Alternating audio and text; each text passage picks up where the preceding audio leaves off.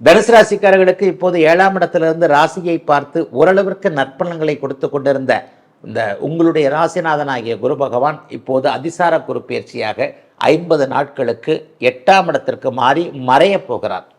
ஆனாலும் பாருங்க, உங்க ராசிநாதன் உச்சத்தை அடைய போகிறார். அக்டோபர் மாதம் 18ஆம் தேதியிலிருந்து டிசம்பர் மாதம் 5ஆம் தேதி வரைக்கும் இந்த அதிசார குரு பயிற்சி நடக்குது. ராசிநாதன் உச்சத்தை அடைவது என்பது ஒரு மிகப்பெரிய பேரு. என்னதான் 8ல் மறைஞ்சாலும் வருஷத்துக்கு 12 வருஷத்துக்கு ஒரு தடவை தான் அவங்க ராசிநாதன் உச்சத்தை அடைவார். அந்த அமைப்பு இப்போது தனுசு ராசிக்காரர்களுக்கு அபாரமான நல்ல நன்மைகளை செய்யக்கூடியதாக வந்திருக்கிறது. ராசிநாதன் உச்சம் அப்படின்னா அவரவருடைய பிறந்த ஜாதக அமைப்பிற்கு ஏற்றாற் போல மிகப்பெரிய நல்லவைகள் குருதசை குருபக்தி நடக்கிறவங்களுக்கெல்லாம் பெரிய அளவுக்கு நல்ல யோக பலன்கள் கண்டிப்பாக நடக்கும். குருபக்தி நடக்கிறவங்களுக்கு ஒரு 50 நாட்களுக்கு உண்மையிலேயே நல்ல பலன்கள் நடக்கக்கூடிய அமைப்புகள் இப்போது கண்டிப்பாக இருக்கின்றன.